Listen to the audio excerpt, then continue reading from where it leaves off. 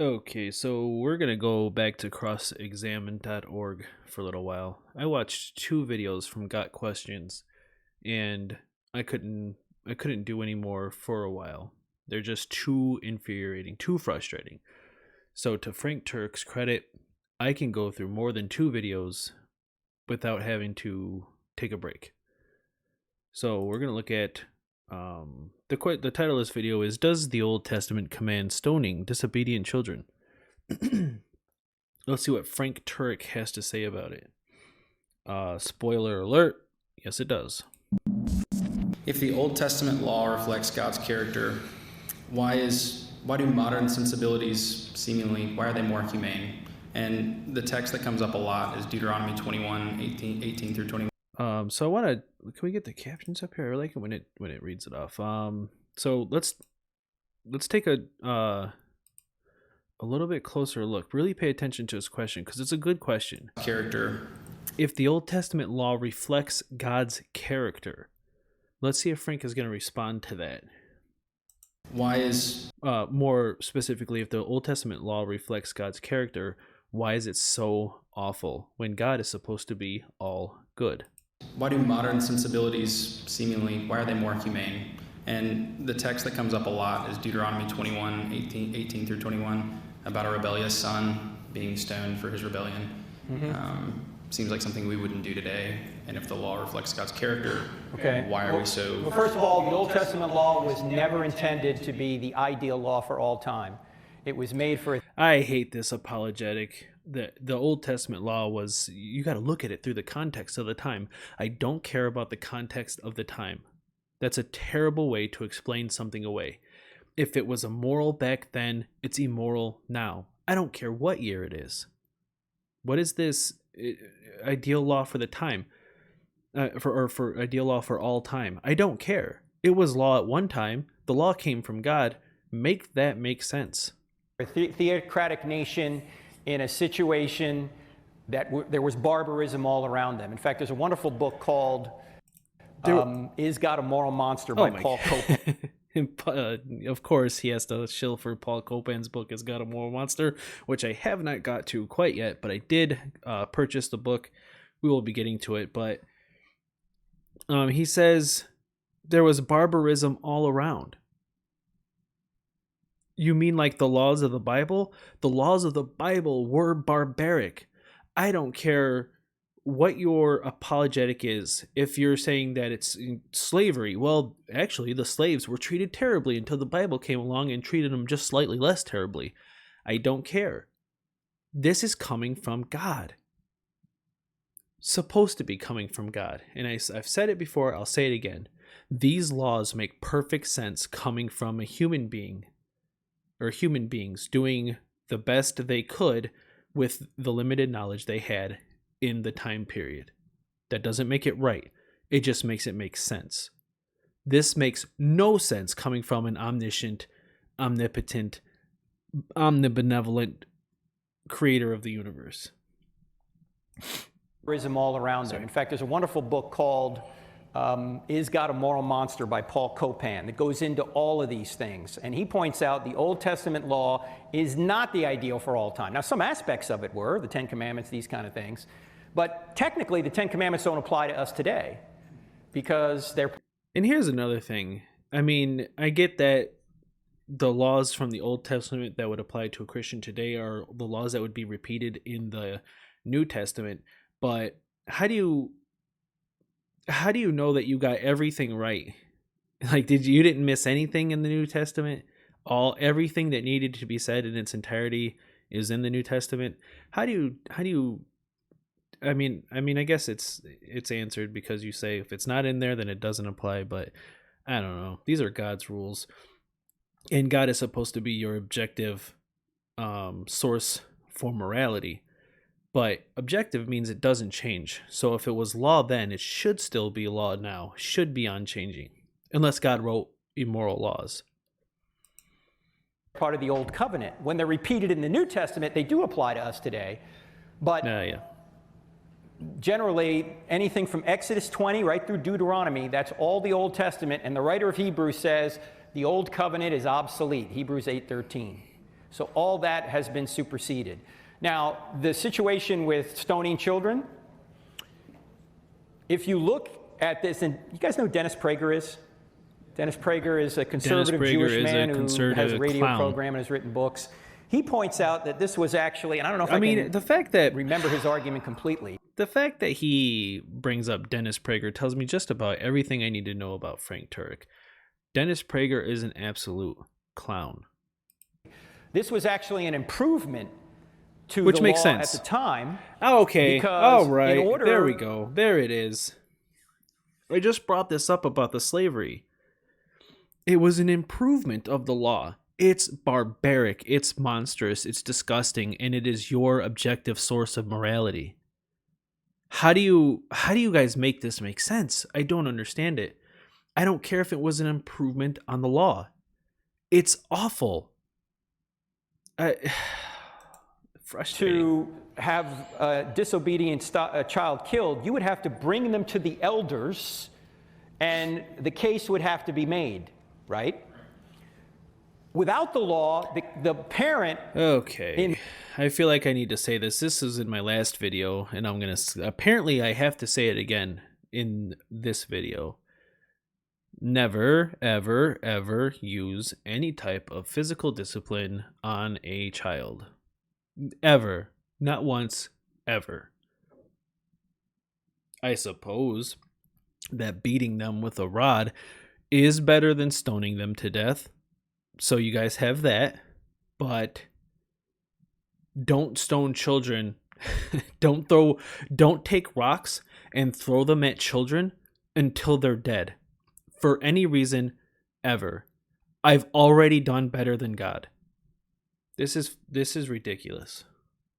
That culture was able to kill the child without any sort of agreement from anybody else. So this actually protected the child. But remember, in the old... Oh my God. The amount of times that these apologists bring up the fact that these absolutely terrible, disgusting, abhorrent laws were made to protect the person that it's actually inflicting some type of corporal punishment on is I can't wrap my head around it. The law that says you can't stone your child for any good reason, which I would like to see some evidence to back that up, that was what was taking place and this was the law that it improved upon.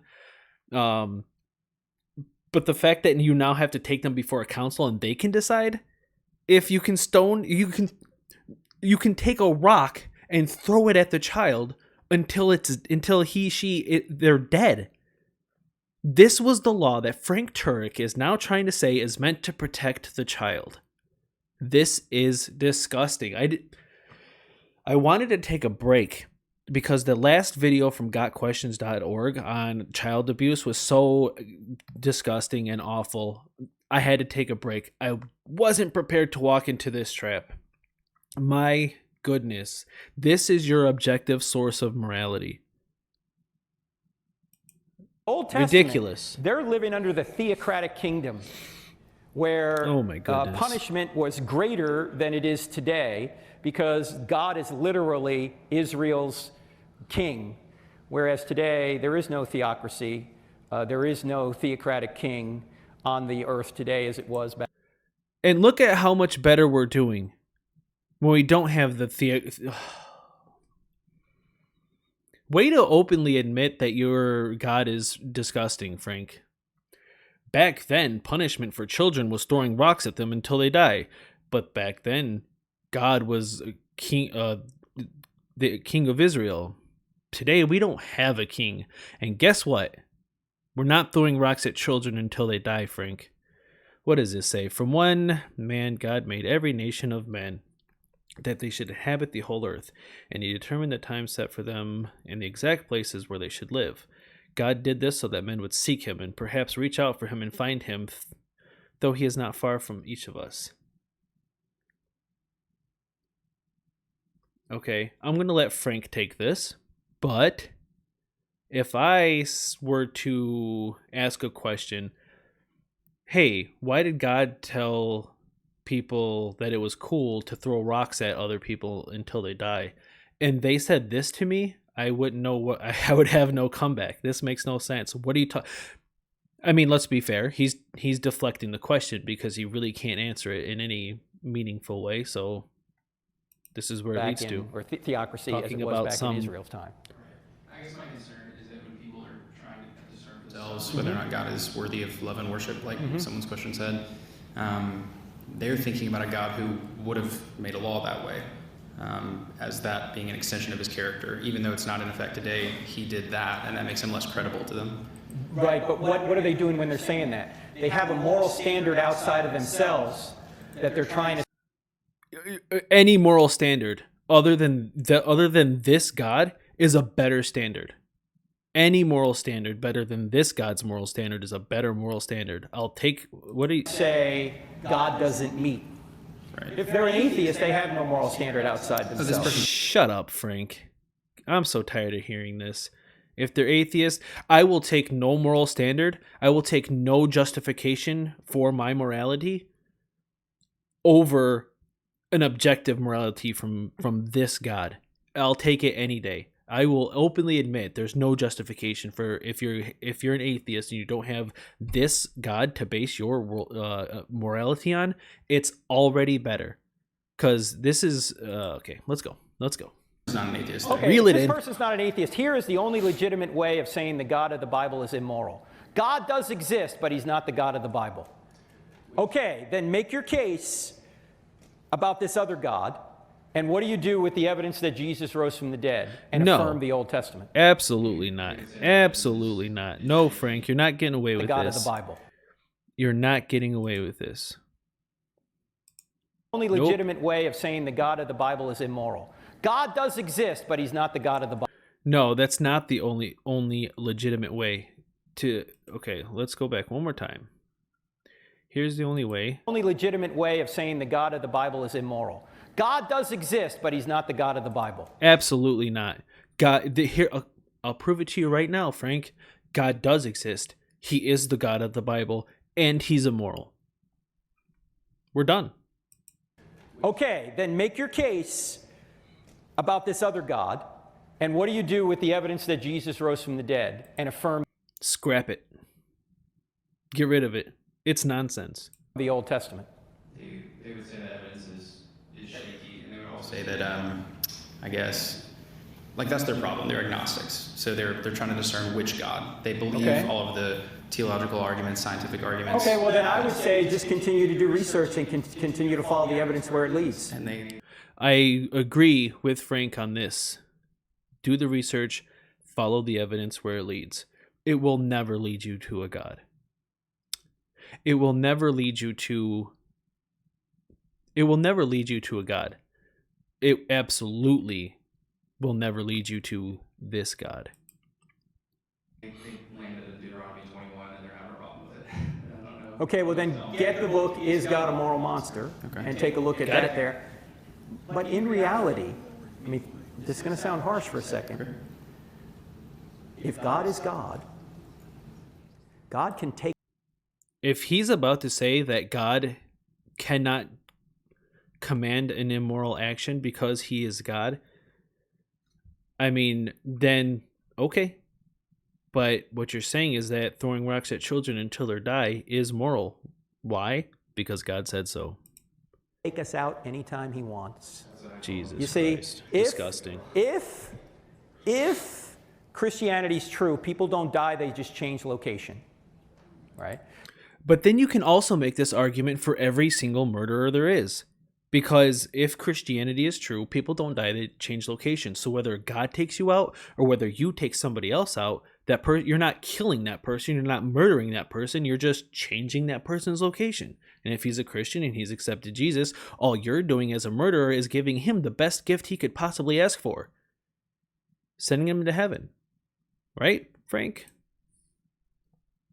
God can take us out at 2 years old or 82 years old. It's up to him. Because he's disgusting. And so yeah, for them I agree, to say Frank. that God is immoral because he creates a standard that's trying to show everybody that you can't live up to this standard, and if you continue to be disobedient, we're going to take you out because you're going to pollute the rest of the people in God's These are society. children. We're trying to bring the Messiah through this bloodline to save the whole world. They're children, Frank. If you're not going to play properly, we're going to take you out and put you into eternity now. It doesn't mean that. What happened to free will?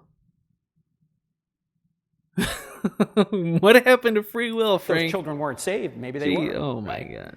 But it's God's. Same thing with the Canaanites. If God wants to take people out now because they've been disobedient, he can do that. In fact, he does it even in the New Testament. He takes out Ananias and Sapphira, doesn't he? So see, we think God is, as C.S. Lewis said, a benevolent old man looking down on us and who just wants everybody to have just a grand old time. That's not God. God is the God that he just described is better than the God he believes in. Loving, but he's also just. And if he's not just, he's not. He's also just. You can throw a rock at a child until it is no longer breathing. God is just.